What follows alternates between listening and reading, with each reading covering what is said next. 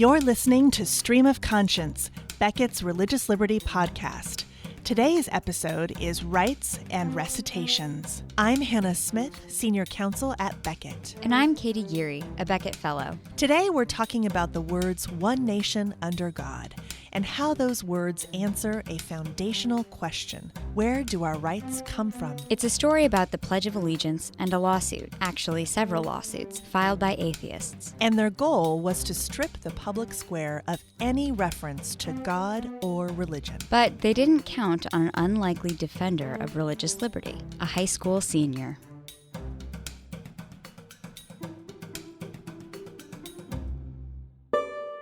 You may be wondering, what does the Pledge of Allegiance have to do with the source of our rights? The short answer is everything. The more in-depth answer requires a little more explanation. It actually goes back even further than the founding of our country. That's Eric Rassbach, Deputy General Counsel at Becket. Eric's the resident expert on all our pledge cases. The pledge first came about in the late 1800s. Then, like now, America was basically many groups of immigrants. The pledge was supposed to be a unifying statement, something that could bring everyone together and make us all American. Over the next half-century, the pledge went through several versions. Ready? Begin. I pledge allegiance to my flag. From the late 1800s until 1954, the pledge went through several different changes in terms of its wording. And it was only in 1954 that we got to the final version, which we have today and most people have grown up speaking. As a statement, the Pledge of Allegiance is foundational to our understanding of liberty. Most of us wouldn't think of the pledge as controversial. But for some, it is. Because of two words, under God. One nation, under God. Growing up, my siblings and I were raised to stand up for what we believe in. That's Samantha Jones. Because of what I believe in, I'm not going to sit down and just let people take away this right that everyone deserves. When Samantha and Becket became a team, she was a senior in high school, and she was unusual. Because Samantha decided she was willing to do something very intimidating. She was willing to stand up for her right to say the pledge. Her case was the latest in a series that started in 2000. So before we get to Samantha's story, we have to start at the beginning, with a case in California started by a man named Mike Newdow. He said it's illegal to have my daughter have to listen to other kids say under God and the Pledge of Allegiance. Now, since the 1940s, the Supreme Court has affirmed that no one can be forced to say the Pledge of Allegiance against their will. And that wasn't happening to Michael Newdow's daughter. His daughter went to an ordinary school where, like in most schools, most of the kids recite the pledge. So the question here was, can she be forced to listen to other people exercising their conscience to say one nation under God? So Dr. Newdow brings this first case where he sues his daughter's school district in the federal district court, and he loses. But then he appeals it to the Ninth Circuit. And that was when the lightning bolt struck, and the Ninth Circuit actually ruled that the words under God were unconstitutional and violated the Establishment Clause of the United States Constitution. The First Amendment reads, Congress shall make no law respecting an establishment of religion or prohibiting the free exercise thereof. And what the Ninth Circuit said was, by saying God in the pledge, it's like asserting God's existence, and it's a religious statement. The problem is the words under God in the Pledge of Allegiance don't establish a religion. So the school appealed the Ninth Circuit's decision to the Supreme Court. But the Supreme Court didn't decide the case on the merits because of a technicality called standing. See, it turned out that Dr. Newdow didn't have custody of his daughter. Her mother, who did have custody, had no problem with the Pledge of Allegiance. So the Supreme Court said he doesn't have standing. So the whole case will go away. So they never, as you say, they never reached the merits of the question. But the case didn't go away. Newdow found a group of parents that did have custody of their children and who agreed with him, and they sued again. So back the case went to the Ninth Circuit. So we actually asked on behalf of our clients to become defendants in a lawsuit. And we sued on behalf of the Knights of Columbus, who had originally suggested putting the words under God into the pledge, and also some families that wanted to keep saying the pledge. They viewed it as part of the curriculum of the public school that their kids were going to, and they didn't want that shut down. The Knights of Columbus is a Catholic men's organization, And I can already see what you're asking. How on earth did they get involved in the pledge? Well, this is where we really get to the whole question at hand. Why are the words "under God" in the Pledge of Allegiance, and what do they really mean?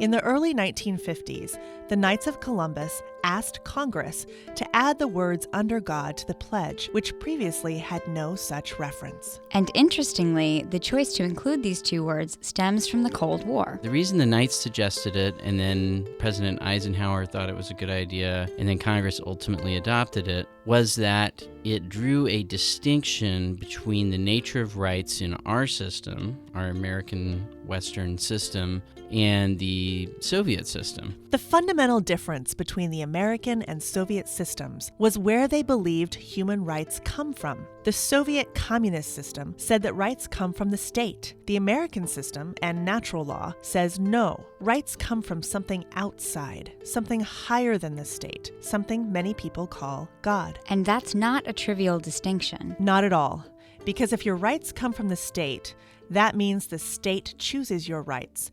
And it means what the state gives, the state can take away. The American system, though, guarantees that some rights are beyond the scope of the state. And that is freedom. The idea that our rights come from a source higher than the government didn't just develop in 1950s America. It's an idea that has deep historical roots. The words "under God" were used in English law to show that even the king was subject to the law, the natural law that comes from, quote, God, or something outside and above the king. That idea underlies the American Declaration of Independence. The Declaration refers to inalienable rights, and that those rights come from God. And by stating we have these rights from God, not from the king, that actually was the justification for why they could declare independence, right? And so that's really one of the most crucial points, is that at the very founding, at the very time that we were declaring independence from England, we were asserting that our ability to do so was justified by the rights that God had given each of us, not the rights that came from King George III. And this history lesson is all to demonstrate one thing, that under God is not a primarily theological statement. Rather, it's a statement of political philosophy, which is why so many of our founding fathers and American icons have used it. They knew about this tradition of limiting government power using references to God. And so, as you mentioned, General Washington during the Revolutionary War referred to God in many of his different orders from camp. Then one of the most famous references is in the Gettysburg Address, which was during the Civil War, perhaps our greatest crisis in our history. And President Lincoln said, that this nation, under God, shall have a new birth of freedom. This is what Becket founder Seamus Hassan argued to the Ninth Circuit. Our founder, Seamus Hassan, went and argued the case in San Francisco to a 3-judge panel of the Ninth Circuit, and he really made clear what was at stake and this distinction between a theological understanding of the word God and a philosophical understanding of the word God. He used the phrase, the philosopher's God. From Blaise Pascal, the famous French philosopher and mathematician. He made a distinction between the God of the philosophers, so that's sort of almost harking back to classical times, and the God of Abraham, Isaac, and Jacob, which is the theological definition. So Seamus talked to the court about it. It was quite interesting because Judge Stephen Reinhardt was on the panel, and he's generally thought of as someone who's against having words like God in public space. And he was quite taken aback by Seamus's argument and seemed almost stunned to think that the word God could actually have a meaning that was not purely theological. After oral arguments, we waited for a decision. I don't remember exactly how long, but it was one of the longest waits we've ever had. I believe it was over 2 years, which is pretty unusual to have to wait 2 years. When the decision finally came down, it was a win. The Ninth Circuit's decision was heavily influenced by Becket's arguments. In fact, the panel referenced our argument that it's a statement of political philosophy, not a theological one, when the Pledge of Allegiance refers to the words under God. So where does Samantha Jones come into all this? Well, Dr. Newdow wasn't finished.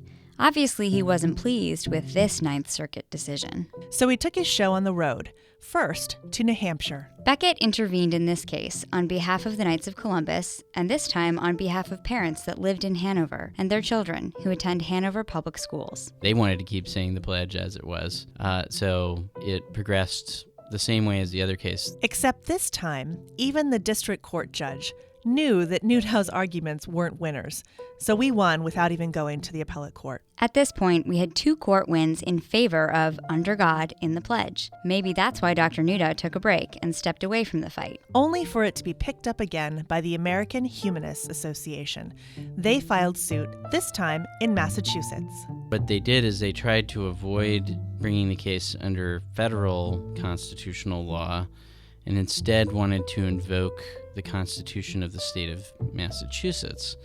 And we did the same thing we've done before, which is intervene. So now we finally get to the final round. The American Humanist Association decided to try New Jersey.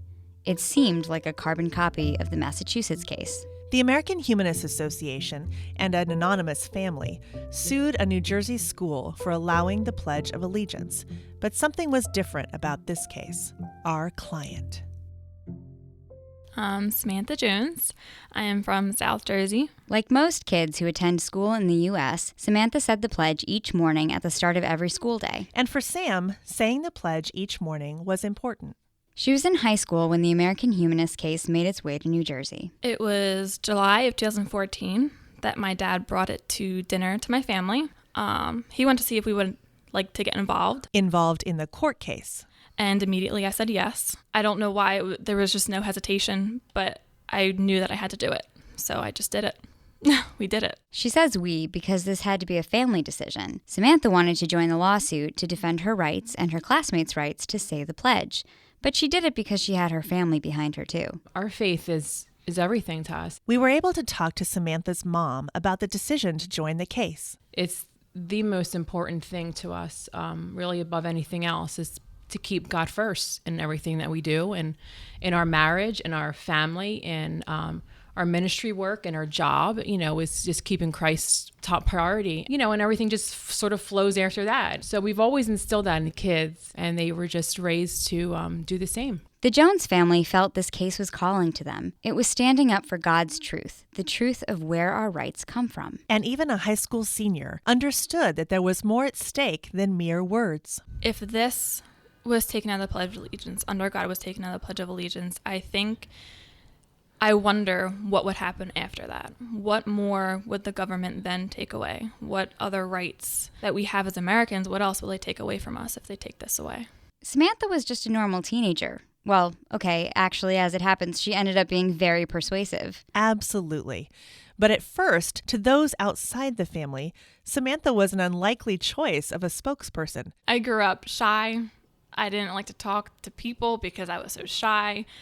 I didn't like people looking at me or anything. I like to just stand back in the back of the crowd. So Becket had a new partner to take on the American Humanist Association, Samantha Jones and her family. The case went to the Superior Court of New Jersey. For the first time, this issue over the Pledge of Allegiance and our inalienable rights had a face.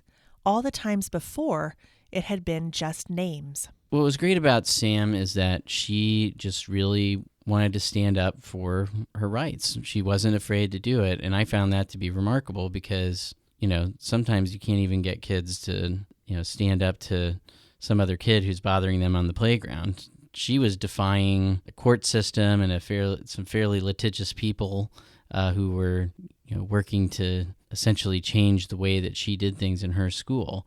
So to be able to stand up against that and a bunch of essentially scary lawyers, I think is something quite brave. It was brave.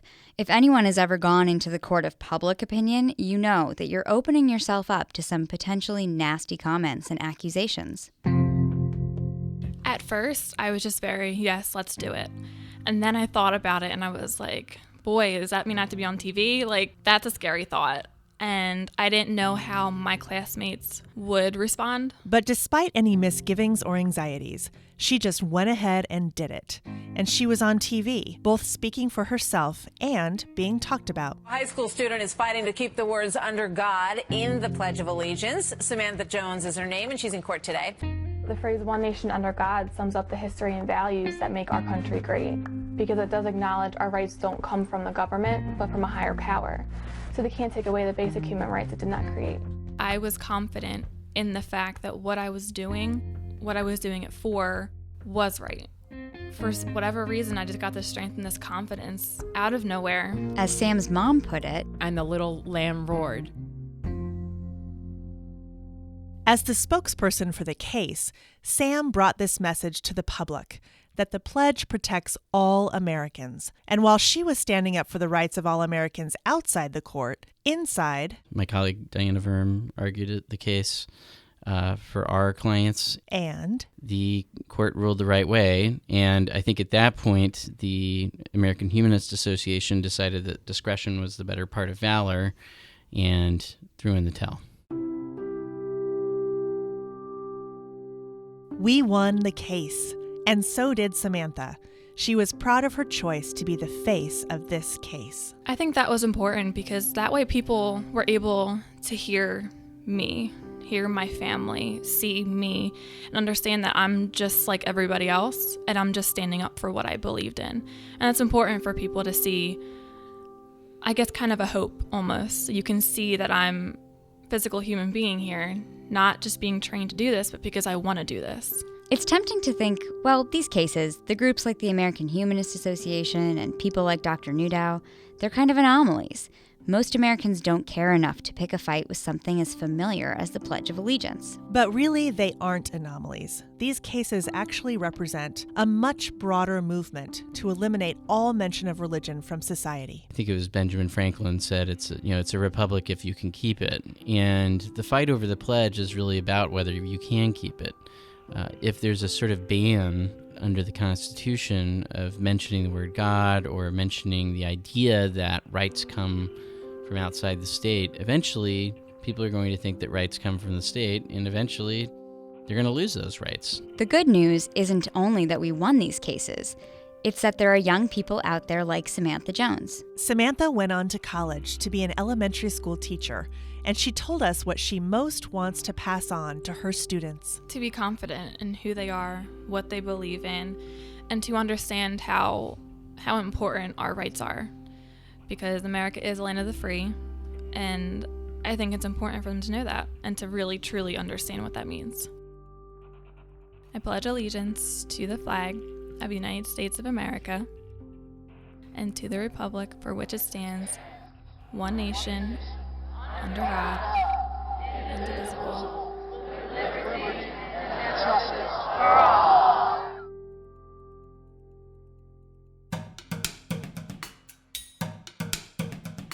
Thank you to Samantha Jones and her mother, Michelle Jones, for participating in today's podcast, and to Becket's own Eric Rassbach. Music in this episode by Blue Dot Sessions. The Becket Fund for Religious Liberty is a nonprofit, public interest law firm dedicated to defending religious liberty for all. For more information on this case, our work, and stream of conscience, visit our website at becketlaw.org or follow us on Twitter and Facebook. I'm Hannah Smith. And I'm Katie Geary. Thanks for joining us.